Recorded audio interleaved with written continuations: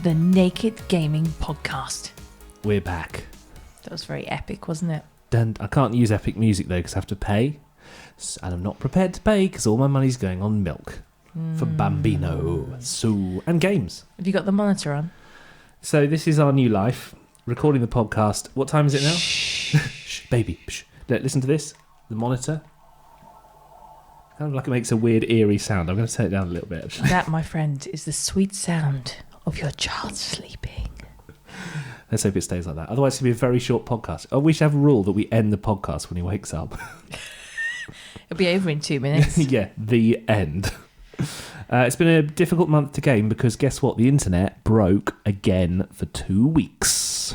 Man. Again. Man. And then Sky charges £80 for the pleasure. So there has been some gaming. Is that another grey hair there, Chris? Yeah, that was from In fact, childbirth, not me. Yeah, I'm receding. Maybe a hairdresser simulator, which we have played before, I must say, and you were very good at it. But we have got our regular gaming correspondent, Alex Rhodes, who has a new obsession. Sometimes when your arm gets cut off, a la Monty Python and the Holy Grail, you can fight on for a bit. And it is actually called 'Tis Just a Flesh Wound. No, it's not his wife. He's married. Oh, yeah. He got married. Congratulations, Alex. Congratulations. They don't sing. Oh, yeah, that will cost me money That's as your well. present to him, your wedding gift. What, not singing? Yes. We're also going to review Diablo 4. Yeah, and Sea of Stars. Oh, I mean... Calm yourself. It's Calm a yourself, very exciting my moment. friend. If you haven't heard of Sea of Stars, stay tuned. It's one you're definitely going to want to check out. And we have news on the way of a gaming choir. Don't sing. Sorry. If I can't sing, you can't sing. Sorry. Please subscribe. Please. Thanks. Bye.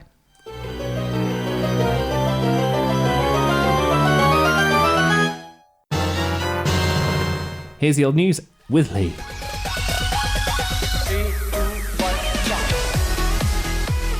A large basement space in the Science Museum has been filled with arcade and video games. The museum's collection of consoles used to be brought out of storage for short-term power-up game sessions, but it's now a permanent installation so you can play computer games whenever you visit. The result of the FIFA Esports World Cup final has been overshadowed by controversy. Now, a row broke out after Mark Zachary lost to Manuel Bachor on penalties. Mark's team Footwiz claimed he tried to stop play because his controller inputs were visible on a big screen revealing where he was aiming. Organiser FIFA E said it's reviewed footage and found no competitive advantage was gained during the match. In other football news, women's football will feature in Ultimate Team for the first time.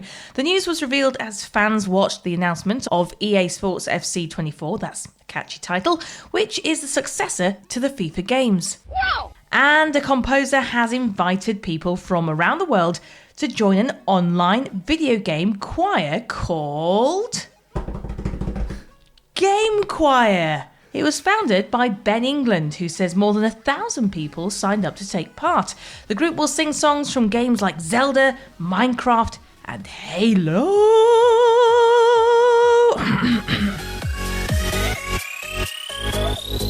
It's like a singing special. In fact, you could join the game choir, couldn't you?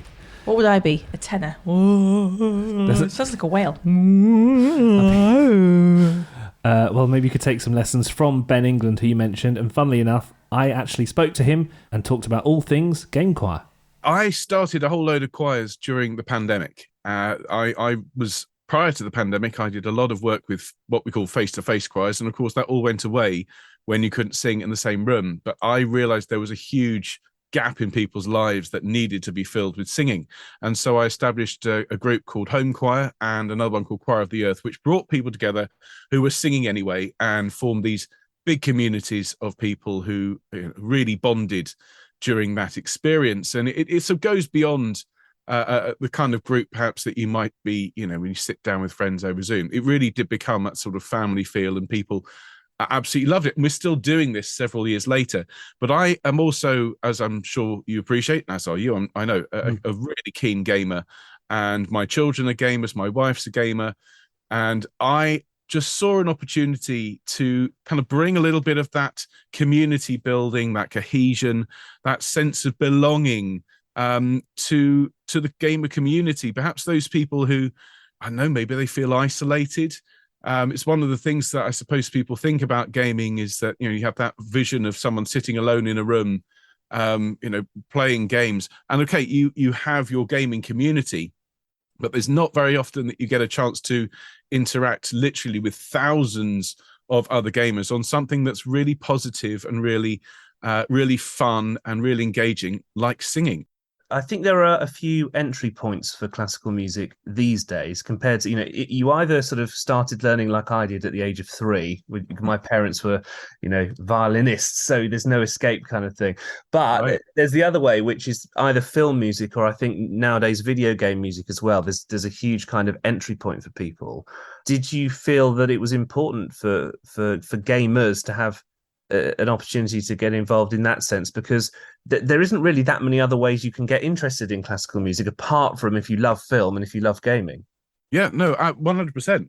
And really, it goes beyond classical music. It's just singing in general. Yeah, I think I was, for many years before I did this job, I was a teacher and I worked in schools all over. And one of the things that I'm afraid to say at the moment is that music is being squeezed in the curriculum and has been for many years. And so people are leaving school without the sort of the feeling of that singing together is something that we do and that it's acceptable and that it's fun. I think the kind of the footballification, to steal a term from James O'Brien, of singing is that if you aren't the best, it's not worth trying. And that if you go on TV to sing, you're going to be up against other people and you're going to be really harshly judged. And all of that goes to sort of keep people's feeling of community singing really down, and you get a lot of people say, I don't sing, I can't sing. Of course, everyone can sing, everyone has a voice, everyone uses it every day. It's just you need the permission and you need the sort of safe environment to sing. And so I think this is one of the things that the online choir that I've been running, this sort of model where I teach everything on YouTube.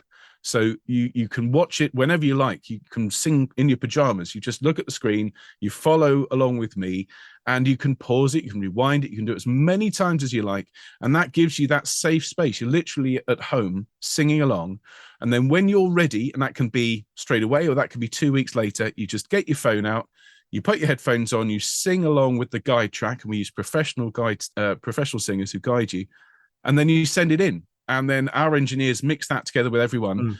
So you are taking part in a big community singing project, but you don't have to, go along to weekly rehearsals. You don't have to stand with other people and feel that sort of, I need to be really good or it's not worth me trying. Do you think I'd make it into the choir then? I mean, they do take anybody, but I don't know if there's a limit to that statement. Like, have they heard you sing? I can sing. Adele? Turning tables. For more information, and if you can sing better than that, it's gamechoir.com. Stop kidding around. Snake? Oh, Lee. Tell me about it, stud. Little Nightmares 3 Stop it. is on the way. It's been announced. No. Stop it.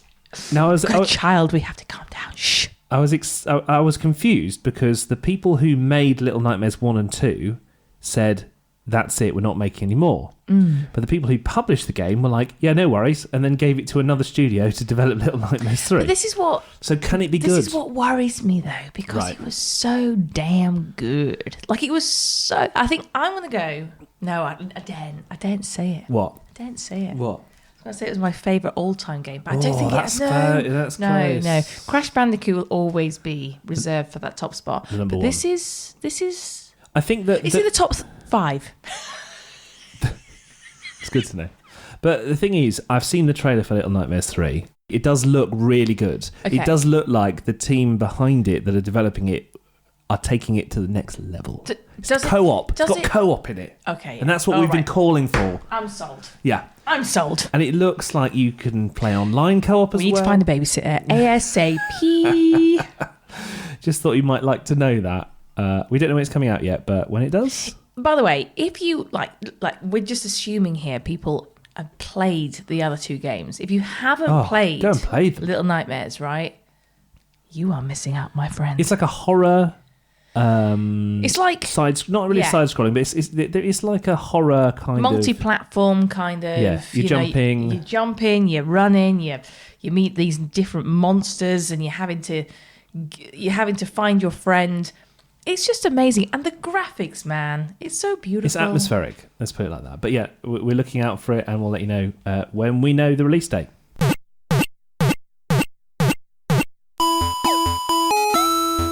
Right. So we're going to do some new games. New games now, starting with Diablo 4. Sanctuary has always been trapped amid the eternal conflict. A war between angels and demons. But Lilith serves neither side. She was banished ages ago, but this world is her creation. My children, the lords of hell are coming to devour our world.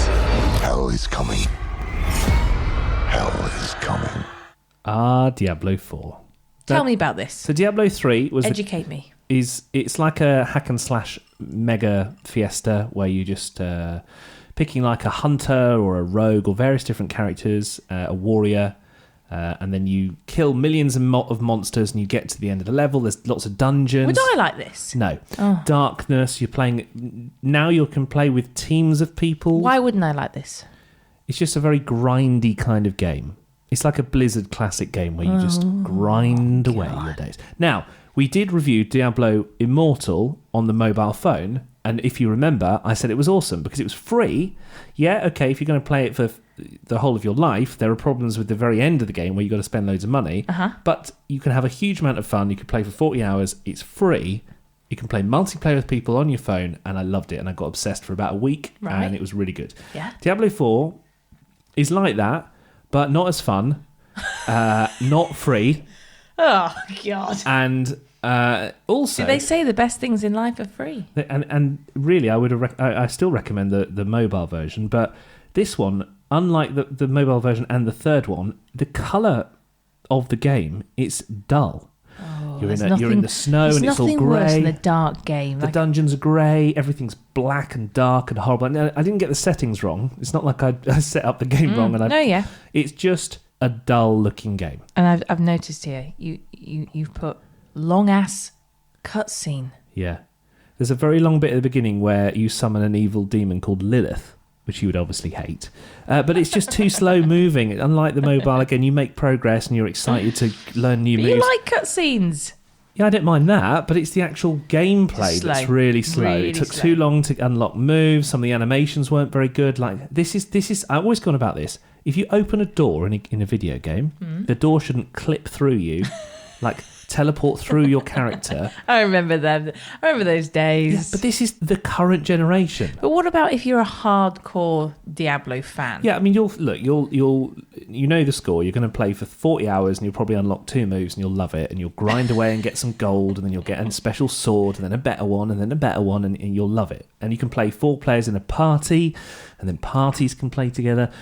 But I would just say, if you're not a hardcore fan, and I'm doubting that many of our listeners are, just play the free one on your phone because it's a lot more fun. How much is it? And this is the thing, £70.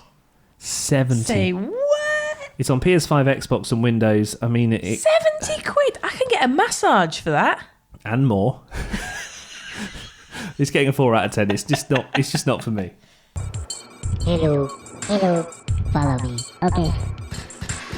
Next one, Sea of Stars. Just don't. I haven't Calm yourself, Chris. I've had this game in my diary for a long time. This is the retro one, right? So Sea of Stars is a little bit like... Imagine this. I'll give you a list of games here. A little bit like the Game Boy Zelda or the Game Boy Pokemon.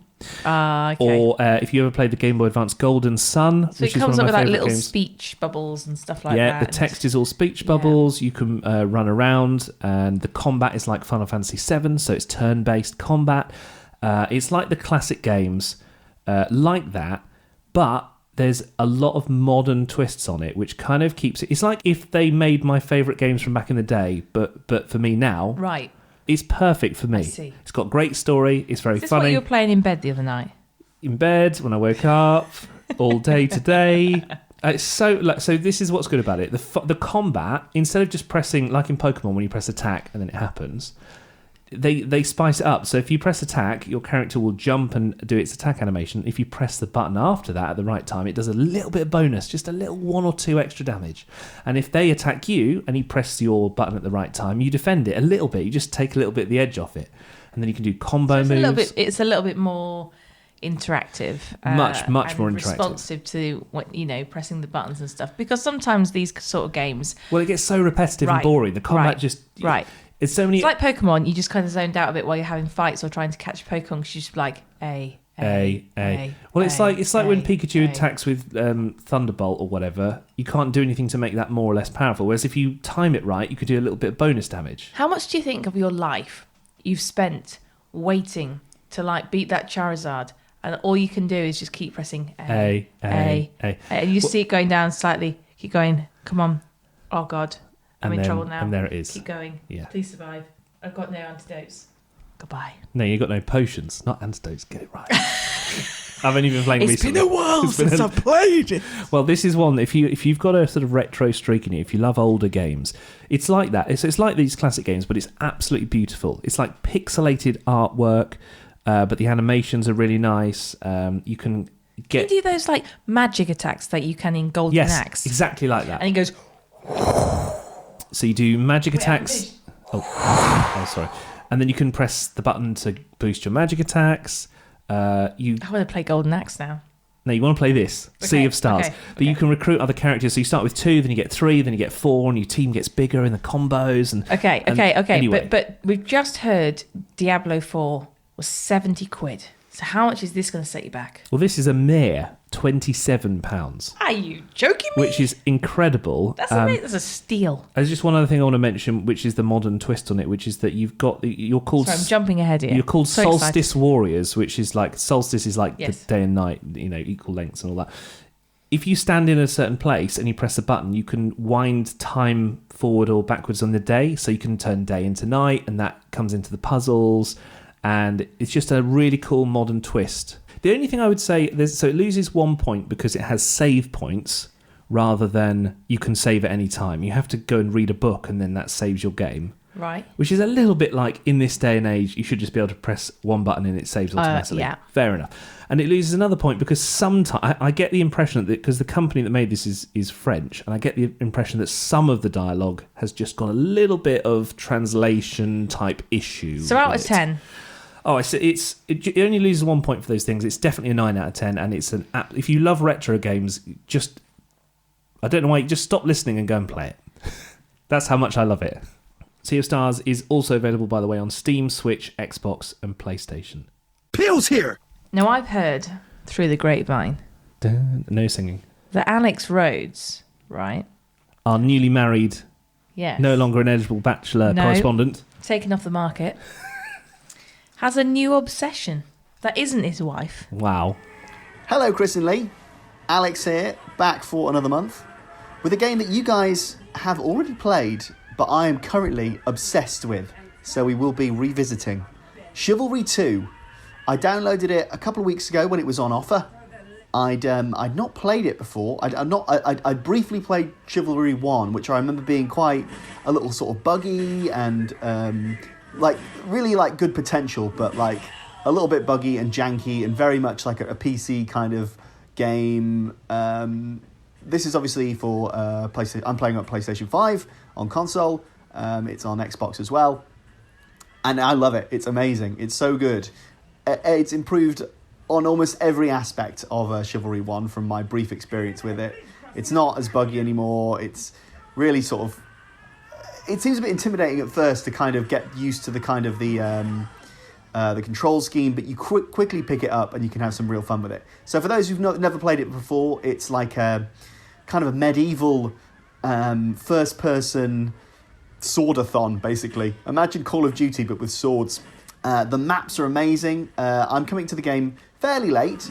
Just bashed someone there. And they've got loads of maps that... so a typical map, so when you play on the sort of big multiplayer mode, which is is it 64 people per team, something like that? A typical map will take about 15, 20 minutes to play, unless one side is completely dominating. Oh, speaking of completely dominating, I'm absolutely smashing this knight. Come on. It's basically all about sort of timing and making sure, you see, just like that, you do the right sort of attack at the right time, and knowing when to sort of block, knowing when to dodge, and knowing when to just swing a club at someone's head. Most of the maps follow the sort of basic formula of you start at one end of the big map and move towards the other. There's attackers and defenders, and you're basically, if you're the attackers, you're invading, and if you're the defenders, you're obviously trying to fend them off. Here we go. Oh, I missed him there. So you can obviously swing your weapons, big sort of heavy hits with the trigger, lighter hits with R1, sort of special hits with triangle, which I just missed there. That's the sound of me dying, that is. And it's all, as I say, timing. It's trying to counter at the right time, which will give you kind of a couple of... If you do a successful counter or parry at the right time, you get a couple of seconds of, like, immunity. And that can make all the difference. And, it can give you the edge if you're facing off against, like, multiple opponents at once. Because that's really the key to victory, as I imagine it is in real life. Just gang up on people. If you're alone, run away. If you see someone, join in the bullying. With your teammates, get around them in a circle and bash their heads in. Me and this guy are about to gang up on this knight, I think. And he's down. Often you'll get hit if you get. Sometimes you get whacked, you fall down to your knees, and if you deal enough damage whilst you're sort of crawling around, you get a chance to stand back up. Doesn't happen very often, that. You usually just get decapitated before you can... which I'm about to get decapitated now. Come on! Yeah, okay. Smash down there. Yeah, the key is really just sticking with your teammates, playing the sort of objectives. It really rewards team play, which is really nice. Often on, like, first-person shooters, depending on the game, you can kind of go off by yourself and, cause some real damage. But on this, you've really got to stick with your team, sort of advance the line and just slowly sort of close in on the objectives. What I really love about this game as well, if you played the tutorial, it has maybe the worst English accent I've ever heard. Like, to the point where I don't even think it's an accident. Like, it's got to have been done deliberately. It's like, all right, mate, make sure you grab your sword and use R1 to attack the enemy. Water bottle. It's really, really good. It's got a bit of a sense of humour, this game, actually, which you probably wouldn't associate when you're getting whacked in the head with an axe. The map is very sort of interactive. There's little things you can interact with. So now I'm in an apple orchard, for example. I can actually pick up the apples and wang them at someone, which causes a bit of damage. Right, here we go. Okay, I'm going to sneak up with this guy. I've got at the moment a two-handed club.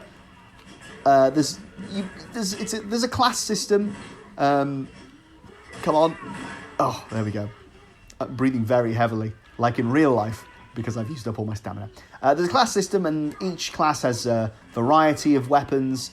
There's not a huge difference between the classes, to be honest. As well as the sort of melee weapons, there is a couple of ranged options as well. So bows, crossbows. Oh, I've managed to sneak up behind a bunch of people.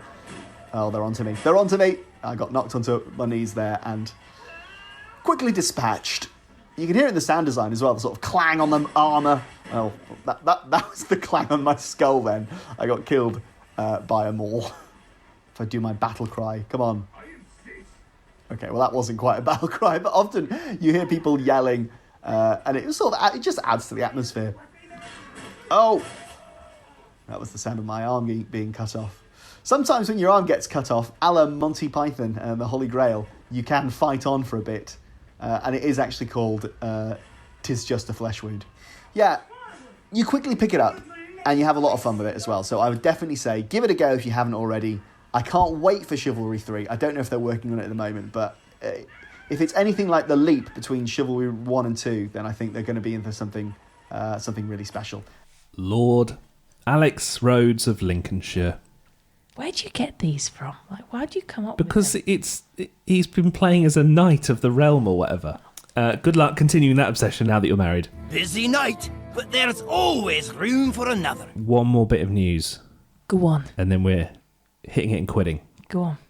If you like a retro revival, our kind of old school focus that we do on the podcast very often, Zelda Oracle of Ages and Zelda Oracle of Seasons has become available on the old Switch. What? It's made by the director of Breath of the Wild, the hugely I love popular that game. game. So these are kind of the Good spiritual precursors of that. You know what, though? I'm just going to say this now, right? And I'm going to lose a lot of fans here. You don't like Zelda? I know you're going to say that I already. want to. No, but I it's not want you. It's to not you. like You don't have to like it. I want to. You're more likely to like this headphones. one. I want to like it, Chris. This one is not really... I've tried. This is more Pokemon than the current Zelda generation. But I know you, and it's too much story. It's just too slow. They ate the microphone then. It's just too... It's just too slow. What I will also say, I know I mentioned Golden Sun when we were talking about Sea of Stars. Golden Sun is also going to be added to the old Switch Online experience. So if you sign up for that, subscribe to Nintendo Switch Online, you get those 2 games of Zelda, and Golden Sun is coming. Oh, like is that the way now gaming is going? Like Subscription.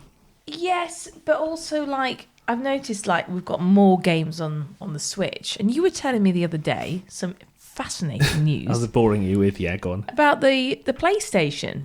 I think it was called PlayStation Q when it was announced, but it's essentially a handheld screen that streams from your PlayStation to your handheld device. Is very exciting. Which is exciting, and we'll definitely be reviewing that when it comes out. Yes. I'm just finding at the moment that instead of playing on the big screen in the living room and getting out the chair and tilting the screen, because we have a very, posh screen, opening up the thing, getting the controllers out, oh no, it all needs an update. Like, instead of doing that, I find myself, I'm playing the Steam Deck in bed, which means I can play Sea of Stars on the Steam Deck. I'm playing Fallout New Vegas on the Steam Deck, like the Switch for Zelda. I don't think I've picked up... It's like therapy now. Hi, my name's Lee. And I don't think I have picked up a PlayStation controller for 6 months. Well, you have had a baby. I know, but maybe... So I was talking to my colleague at work about this, and she's a mum of one little very cute boy. And she was like, I can't sit down and play a game unless it's one that I can take with me to the toilet or in bed or just somewhere where Jago's napping and I can just pick up from where I left off and just play it. Diablo Immortal, Sea of Stars on the Switch or Steam Deck or whatever. All these games are how I'm finding that I can fit it in. Now, we've got a problem because next month in the podcast, Starfield, which is like the most anticipated game of this year, coming out on Xbox only. Well, you can get it on Windows PC as well, but I don't have a Windows PC.